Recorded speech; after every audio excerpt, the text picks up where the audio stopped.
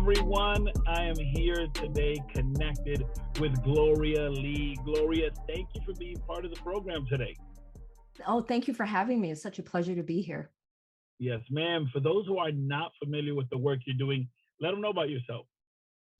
Well, I am a relationship coach and psychologist specializing in all things relationships. So I work with couples doing relationship with themselves, with each other, with their children, and with their family of origin, helping you to heal some of the traumas in your past, showing you how it shows up in your present relationship, teaching you a new way to do relationship now so that you build a healthier future for you and your children.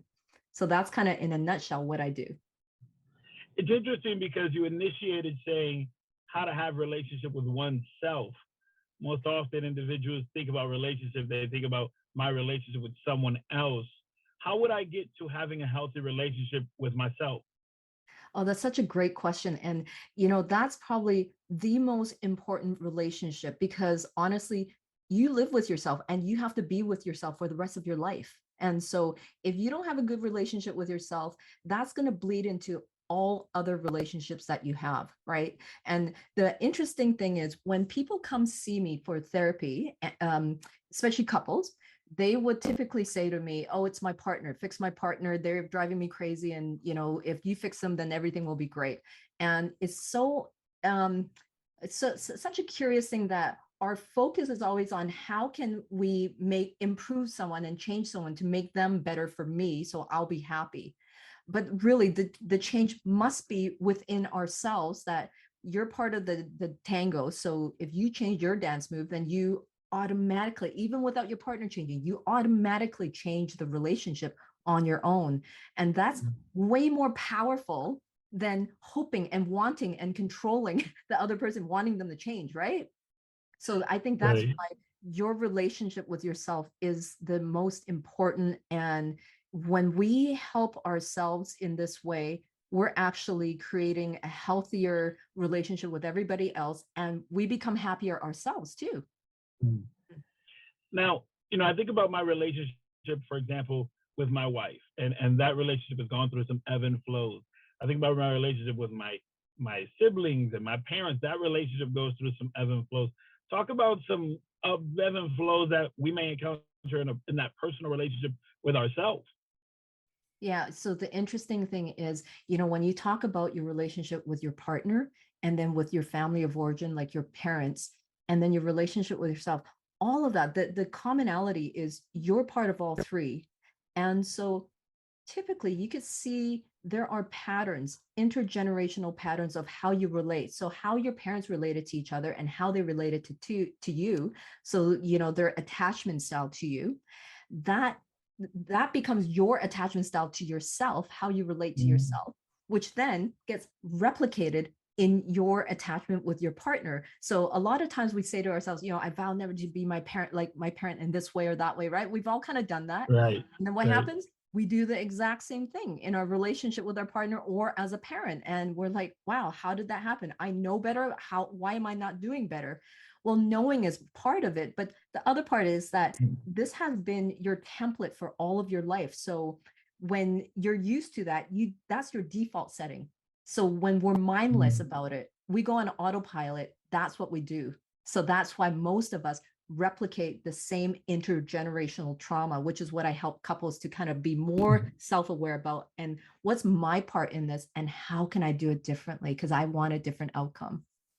How much does the relationship that I have with myself or others, how much does mindset come into play? Well, a huge part, but before even mindset is really about beliefs. The Mhm. beliefs that I inherited because I was born into it. I don't even challenge because I don't know any different. Like Mm. this was my world. I don't know that, for example, if someone was beat every day as a child growing up, they might think that's just what parents do. That's how they show love. They discipline you by beating you every day. Right. They don't know any different, that this is not what it is. So that belief that I'm supposed to be abused will be part of my mindset of how I enter into the world, into all other relationships. And this is why many people end up in abusive relationships again and again and again, right? Hmm. Interesting. So that the individual falls into the idea that this is how it should be, and thus this is what they essentially keep doing. Yes. And not only that, but when, let's say, you end up with a healthy partner, it will feel actually uncomfortable for you because you're not used to it. It's not familiar. So you're kind of like, well, then you'll trigger them and try to instigate fights because that's what you're used to, a bit of chaos, a bit of abuse, or a lot of. And so we actually end up recreating what feels familiar to us, even if we don't like it, because in that familiarity, there's a sense of safety almost that is Hmm. predictable. I know what's to come, than not knowing and feeling like this feels unsafe for me. Right. Right. Almost becomes a comfort zone, that that type of abusive relationship, or that that toxic relationship, if you will. Yeah, absolutely. And then it comes the mindset as well that this is what I deserve. This is all I can do. I can't do any better. And I did this to myself. So there's a lot of shaming as well. So this is why your relationship with yourself matters, because if you have that belief that was already implanted in you from birth, and then you have that mindset going into relationships, and no one's ever challenged you that, have you ever thought about, like, maybe parents aren't supposed to hit you every day of your life? It's like, what are you talking about? And honestly, I've had people who have told me that doesn't all parents do that? Like, no, no, no. And it's a, when we realize, a Right. couple things usually happens. One is there's a sense of grief and sadness that you never knew what you didn't know until you knew. So there's Mm. grief and sadness. And when we don't process that grief and sadness, it turns into anger, blaming, and projecting. So that's why it's so important for us to do the work. And when we don't, that's why our marriages, our partnerships become the way it is. And therefore, 50% divorce rate. And within the 50% who remain married, 50% of these couples are unhappily married because they're in conflict all the time and repeating a lot of these mistakes and patterns. So as you work with these relationships, individuals that are not only in relationship with themselves, but as you mentioned, with their significant other, with their children. Let's start off with the relationship between a spouse. What is the most common variable, or the hill, the mountain, the issue that you see when people come to you for support? Yeah, um, it varies. The stuff, the content they come with, it varies. It doesn't matter what it is, but the deeper need is always the same, always 100%. It's either I want to be seen, felt, heard, understood, because I feel like you've abandoned me and you don't know who I am. That's one. Or the other one is, I want you to love me and know that I'm good enough, that I'm worthy. And I have not seen anything different, because that's the human experience of attachment, that Mhm. we all want to be seen, heard, and known for who we are and accepted. And the other part is, we all want to feel worthy and that I'm good enough and that you see me for who I am and you accept me. Yeah, that's a beautiful thing, right? And I can see how that ties back to the identity that the individual holds, the way they perceive themselves, uh, with the idea of, I want you to see me the way I am, but of course, if I don't see myself in a healthy manner, then that may be skewed also. Yes. And not only that, but if you come from a unhealthy upbringing where your needs were met by being demanding, by being pushy, by being critical, or being like guilting a child to do something, then that's what you've learned to how to get that attention that you need. Like, I have to argue for it. I have to criticize you and tell you how bad you are of a partner, and you should be doing this, you should be Mhm. doing that.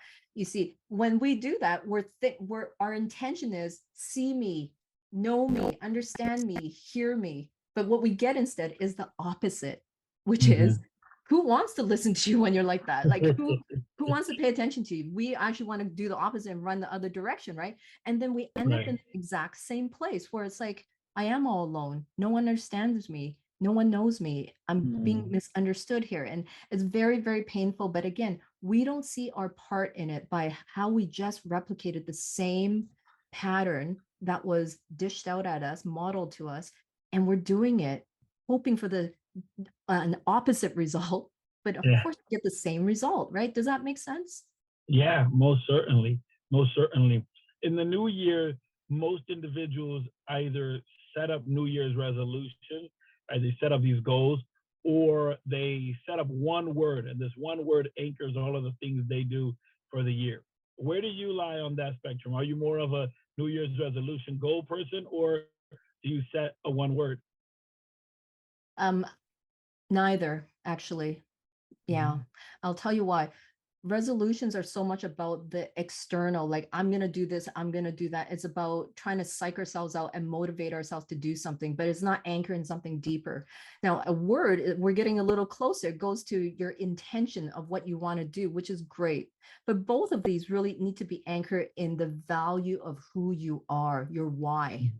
Why? Because when times are tough and you don't feel like exercising, for example, then it's like, you know what? I'm not motivated today. Or, my word, whatever it might be, again, I don't feel like it. But if we dig deep enough, that my why, no matter what, this is who I am. It's more about who you are than what you're doing. So when we anchor in that, we have a much higher chance of succeeding in that internal motivation to help us to excel in whatever area we want to excel in, instead of just that motivation. And working out might be one example, but it can also be in relationships as well, where I want a better relationship this year. Okay, great goal, but why?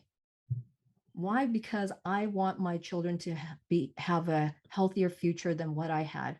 I want to be that role model to my children that I didn't have. I want to have that happy, healthy relationship because I deserve better. Okay, that's your why. Yeah. Yeah. So, with reference to either setting goals or having the one word, you said neither. You have that why, that reason of why you're doing everything. But if you were to set one word that encompasses all of your life's work, what would that one word be? Integrity. Integrity with who I am. Be authentic, because there's only one of me. There's only one of you. Everyone else is taken. So be the best version of you that you can be, and have integrity with yourself. When you have integrity with yourself, you will love yourself more, and you have more to offer to the world and to others around you who love you. And that's it. Awesome. Gloria, for those who are connected and want to get connected with you, how could they do so? You can either go on my website at drglorialee.com, or on my social. Instagram will be at Dr. Gloria Lee, and on Facebook, same thing, Dr. Gloria Lee. Yes. Awesome. Thank you so much for being part of the program. You're very welcome. Thank you for having me.